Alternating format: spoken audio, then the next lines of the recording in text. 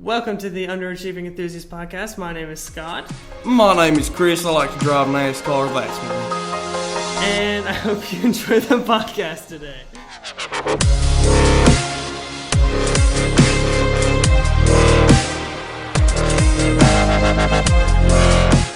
So, as I said before, welcome to the podcast. This is Chris. He is right now a guest. He may turn into a co-host a little later, but introduce yourself, Chris. Hi, I'm Chris.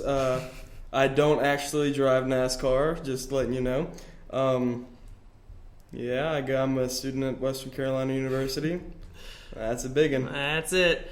So Chris is actually my neighbor from across the hall, and at first I didn't think we were going to be friends, but now we're good buddies. And well, what? I did not think I was going to like Chris. He's a little dicky, but you know. Well, I mean, you're my good friend now. I think we're like good. We're to the point in our friendship where we can just walk into each other's rooms and it not be a big deal. But also, I forgot our producer Brianna is also in the room, so that's pretty cool. She just went behind her laptop, but you can't see that because this is a recorded audio. It is. It is. So today we are going to be talking about music, and since Chris and I are both well versed in the musical side of the world, we figured that'd be a good topic. So would you like to start us out, Chris? Sure. All right. So just a little background. I've been in, I would say concert band is basically what it's called, since 6th grade. And then I pretty much only joined because I went to a parade once, saw the drum line, fell in love. So I was like, that's what I want to do. So for the entire 6th grade year, I sat behind a tiny miniature metal xylophone, and it was the worst thing I had to do in my entire life. But then right after that, in middle school, I started off doing like snare drum and stuff in concert band, but there was no like marching band until high school. Once I got into high school, I stayed on the drum line all 4 years. Only 2 freshmen, by the way, were on the drum line my freshman year, and I was one of them. Hell Boom. Yeah. What's Hell up, yeah. dog? So that happened, and then I have my own drum set, I play ukulele, I have 3 ukuleles, and I also record my own music and others' music. I'm so jealous of the ukulele. I've been wanting to play the ukulele for so long. What I didn't know is that the strings are not in pitch order, which is so crazy to me. I cannot understand. I can't grasp that concept. That'd be so weird. The whole reason why they do that is because if it was in order, it would sound like the difference would be, instead of it sound like a ukulele, it'd sound like a bad guitar. A really bad guitar. It would not sound good at all. I played guitar for a while. I took lessons for like a year, but then along with a lot of other things from my childhood, I just kind of quit after a while, which is really stupid because, I mean, my mom bought me like $140 guitar. Like, it was a nice guitar. We're paying for lessons, and after a while, it's just like, yeah, I think I'm done. I'll quit now. Yeah. And so to this day, I only know one chord, and I think it's a G chord, but I am not positive. I got a guitar for Christmas and an amplifier. I had an electric guitar. You know, I want to be a rock star. No, of course. Of course. Good job. So I got a electric guitar and everything, and then I took some lessons, and then I was like, all right, I'm going to practice. And practice soon became, let me beat on my guitar while I strum strings to make a beat, because I didn't know it yet, but I was just like a percussion heavy kind of guy. Like I did not know, but it went from like trying to play guitar to me like beating on the side of my guitar while I like strum some strings to make a song. Yeah. And I didn't know what the hell I was doing on the guitar. And then I ended up getting an acoustic guitar. I didn't know what I was doing on that either. I tried to teach myself over the summer, going into my senior year of high school. Bad mistake, wasted some money. You know, great. We learn and we move on. Yeah, and then that's whenever I grabbed the ukulele, the 4-string beautiful piece of equipment, and learned how to do that, and to this day it is like one of my favorite instruments. I did not know you had 4. I have 3. 3, yeah. I missed that one. One is actually sold. One is going to Tim when we go down there, so I'm kissing that baby goodbye. Aww. I might have to go to a music store and buy him a different one, because... Was that like your first or something? It was my first. Yeah. I didn't think that one through. And now that I'm sitting here like thinking about my instruments, I'm like, I love it. Yeah. Nothing like your first. Yeah, I brought my favorite one here. My favorite one's not my first one, but and then I also have a like antique Gibson knockoff because Gibson Gibson never made ukuleles back like when this was made. So it said Gibson, but it's not a Gibson at all, and it's like online it's still worth like $500 because it's old, but it's not an actual Gibson. It's pretty cool. But it's like so messed up. Like I took it to a music store and they told me if they were to fix it, it would destroy all the value because they would have to put brand new pegs in. It's still the original wood. I don't know why it would deteriorate the value that much. But I was like, maybe you could find like period pegs. Yeah, I don't know. I don't know. All I know is I'm glad that I have a different ukulele so I can actually still play ukulele. Definitely. And have one to look at. Yeah, that's really interesting though about how you were beating on the guitar and then making beats with that, because I noticed whenever you show me music, you're like, oh, this beat is awesome, this beat is sick. Like, you're very percussion oriented, which is really interesting. I got into music because my brother, who's 8 years older than I am, went through band, and then by the time I was in 6th grade, he had already, 6, 7, 8, 9, 10, 11, 12. Yeah, he had already graduated high school. Yeah. So I had been through like all the competitions and all his performances and everything. I'd been surrounded by it for a really, really long time. So by the time 6th grade rolled around, when we chose, I totally almost said choosed. When we chose our instruments, I was already like immersed in band, and I really, really wanted to be a part of it. And at first, funnily, whatever, I wanted to either do saxophone or trombone because my brother played trombone, but I thought saxophone sounded really, really cool. Yeah, they're badass. Yeah, they're pretty sweet. But then I saw the trumpet and I was like, that looks pretty cool, because I didn't understand at the time, because I got like the slide and how many notes you can get on that, and then the keys for a saxophone, I understood that. But the trumpet was weird because there's only 3 valves, so there can only be like so many notes, but you can get like so high and so low. It's so cool. So I tried that out, and it was perfect. That's exactly what I wanted. And now, I mean, 7 years later, after playing for 7 years, going on 8, I'm in Western's band, and I could not be happier. But yeah, so that's how we got started with music. But Chris, what? Actually, if we're going like way back to whenever we first way back, I was about, I don't know, I was a little shit. I was like 7 or 8, and my parents got divorced whenever I was really little. So I lived with my mom, single mom, of course. She had to work some jobs. Also was going to college here at Western at the time. She was going to college, working, and so like she was doing what she had to do to put like money on the table and everything. So I wasn't able to have as much time with her as a usual kid would. And so I mean, she did what she had to do. I understand that. I'm not blaming it on her at all. Yeah. So it was kind of like I didn't really have anybody as a kid to play with, that is.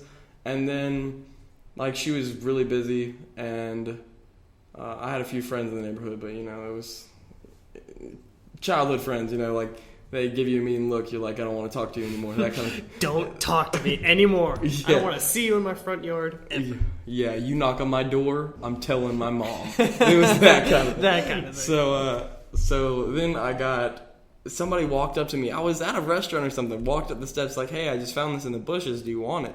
And I was like, yeah, sure. So it was a CD player. And my mom put a disc in the CD player and put a brand new battery in it and handed me a pair of headphones. And it changed my life. Like, damn. I mean, I had heard music before, but that moment right there, it clicked. It was just, damn. Yeah, that's all it was. So cool. It was a damn. Because ever since that moment, I had just, I don't know. This had to have been like right as kindergarten was starting, because kindergarten I was R for rock star, and ever since then I've always wanted to be a musician. That's so cool. Do you remember what was in or what she played you the first? I do. I don't remember the name of the song or the artist. I do know it's The Worst of Somebody. Give me a second. She played you The Worst of? That's what the album was called. It's actually like their greatest hits. Oh, okay. But it was titled as The Worst of... Oh, great. My Wi-Fi decides that it doesn't want to work at this time. Beautiful. Anyway, while I get this to work, so that CD player, and then my grandma used to sing to me a lot, and my aunt, huge shout out to her, huge. Like, I found out like different genres of music from her because she listened to kind of rock and got me into Sum 41, if you know who they are. Yeah. My brother got me into them, actually. 1 year for Christmas, she gave me a Sum 41 CD. I had never heard of them before. I was like, oh, okay, yeah. And I love music now. That's awesome. So, just listen to a bunch of different, types of music. And at the Jefferson Airplane, the Worst of Jefferson Airplane CD. Wow. That is the CD. And that was back in like 2000? Or Yeah, is that 2000 something 2000? somewhere. Damn. That's crazy. I don't even remember what it sounded like. As soon as I hear the song, I'll know because I don't know. It's one of those things where it's just like, bam. Nostalgia. Oh, music. Yeah. So like if I heard the song, I'd probably know. Definitely. But I listened to that CD for like 4 hours that day. Jeez. It probably wasn't 4 hours. It just felt like it because I was a kid. But I remember that day like perfectly. Like I remember everything about it. I even remember the CD player. It was all scratched up. It was like a grayish, bluish. It's crazy. Just crazy. to think, if someone would have thrown that in the bushes, you might not have been here today. I might not even be at Western because I came here partially for like their music program. That's what got me looking into Western. Mm-hmm. So, and fun fact, this happened not even 5 minutes down the road from here because I lived in Silva at the time, and the restaurant's called Soul Infusion. It looks like a little house, and next time we go anywhere, I'll show you.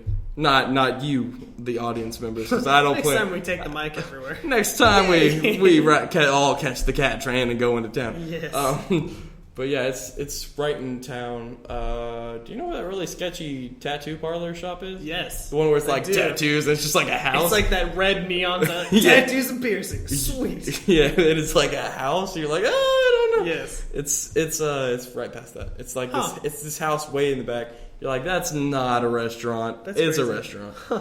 And so you've also actually earlier today Chris was some music with a fellow student of ours. You want to talk a little bit about that? What that's like? Yeah.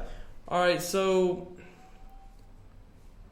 whenever I first got into like recording my own music, I like a lot of hardcore rock. So I scream. So Which I didn't know until the other night. Yeah. Blue is mine. So I was recording that kind of stuff. And then I tried to record rap before, but I don't have the voice for it. So nobody wants to hear this little, I'm gonna kill you, bitch. So nobody wants to hear that kind of rap. So nobody can jam to it. I mean, I can write lyrics for it, but I cannot record the vocals. And I don't know, maybe one day if I'm like really into it and I'm like, I'm gonna kill it. Like, I don't know, I'd have to do something. But so I did record one song. It was me and my friend. It was for a project in school, nothing really serious. And then whenever I got here, like I've recorded my own music, and I know that recording rock is different, but at the same time, if you can record rock, difference between screaming, high, low, fluctuating sounds, all that kind of stuff, that's like the most into recording that you could pretty much get at like the MacBook GarageBand stage. So like I have that down, and so I was sitting by the fountain here at Western. There was like rap battles going on this Friday. So I walked up to him after it was over. I was like, "Hey guys, do you all have anybody who is like recording you? Are you in the studio right now?" And they were like, "No." I was like, "Well, I record." And this guy was like, "What? You record?" I was like, "Yeah." He's like, "I make beats." I'm like, "Really? We should totally like do a collab." We should hook up. Yeah, he gave me his phone number. I sent him a text saying, "Hey, this is the recording guy," and he didn't message me back for like a week. So I was like, "This isn't gonna happen." Oh well, I tried. And then one day he's just like, "Hey man, what are you doing today?" I was like, "I'm actually walking back from class right now. Nothing. I'm open tonight." So he comes over and we just started recording stuff, and it ended up being really good. So he's actually got a mixtape coming out on October 31st. There's 31 days in October. 31. It is October 31st. That is Halloween. Halloween. It's coming out.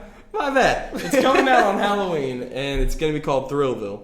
Awesome. And I'm actually super excited. I sat in for a little bit listening to him, and it was really, really good. Chris, if you didn't notice the sound difference because I'm recording on my new mic, Chris actually bought my old mic from me to use for his music, and I wanted to see how it worked with that sort of setting because I have only used it for like video game stuff and podcast stuff, so I didn't know how it would work in that sort of setting. So I was really interested on how it would work out, and it actually worked really, really well, and I was surprised.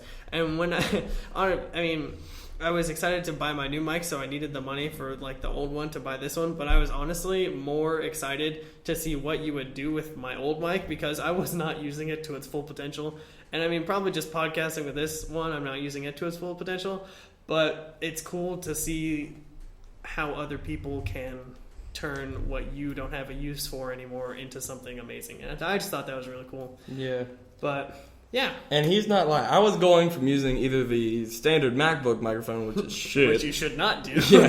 That's where that's where you have mistakes. And I went from using that to using this like really bad microphone that you like would use on stage, except for there was like I don't know what's wrong with it. It has some problems. But I mean, don't get me wrong, I recorded a lot of my music with that. So that's good old Betsy. I guess that's her name. Good old Betsy. She that microphone has been through a lot. In fact, I had pretty much I don't know, I guess it's called an EP. It's like I had a mixtape, but it was rock because I didn't make the own instrumentals.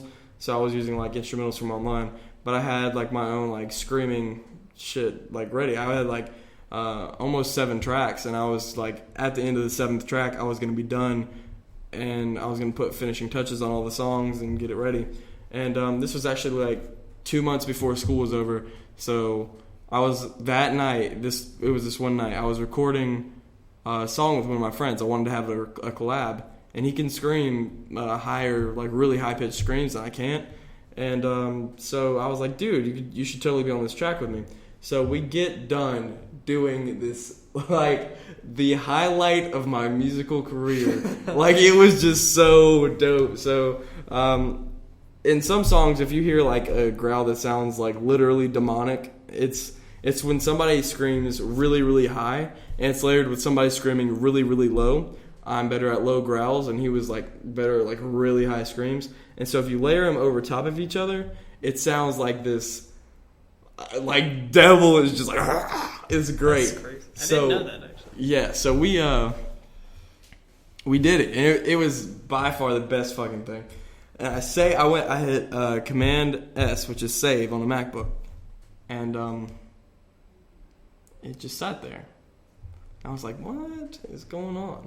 Like, it just sat there. I couldn't click off of it. I couldn't click anything else. Oh no. And then oh, it's so heartbreaking. So I know exactly what's happening. And so I was like, what is going on? And so like I tried to just quit it. I could not click on anything at all. So I was like, you know what? Whatever. We can just re-record the song tomorrow. No big deal. I turn off my MacBook. Like I have to hold down the power button because I can't click anything. I turn the bitch back on. A blue screen pulls up, like it usually does. Like, it's the booting up thing for my school, and then it comes up to the sign-in name. You type in the login, and then it went back to a blue screen, and then went back to this type in your username. And it wasn't because it was wrong. It would not go straight back to the username. It would turn off and turn back on, and it just kept doing that. So all of the songs that I had made and like I was getting ready to release, all of them gone. All musical projects gone. It's like the whole thing, I could not get back into that computer, so everything about that computer was just done. Like, I lost all my work, literally everything. And I'm like in tears. That's horrible. Yeah, that I literally lost a good couple of hours of like straight grind dedication. I would come like, it was in between like these 3 months. I would come straight home, go in my room, shut my door, set up my little studio, and record music. And like 3 months straight, like just day after day, I'd come home and do it. And I lost that. And at my school, our senior year, we take all of our like schoolwork, we compile it all up, and demonstrate growth. Well, I lost all my schoolwork too, so I'm like, good. I have no growth. Yeah. How did I grow? I don't know. Let me get let me get my MacBook to pull up. I'll let you know. But I ended up having like at the end of the year, like I used Google Docs a lot, thankfully, so I had stuff to show. But thank goodness. Yeah, so my best music just disappeared like that. Yeah, it's done. Well, we are actually at the 21-minute mark, so I'm going to call it there because this is quite a long one. But this has been Chris. He's a guest right now. He's probably going to turn into a co-host because I absolutely love talking to him. He's a great friend of mine.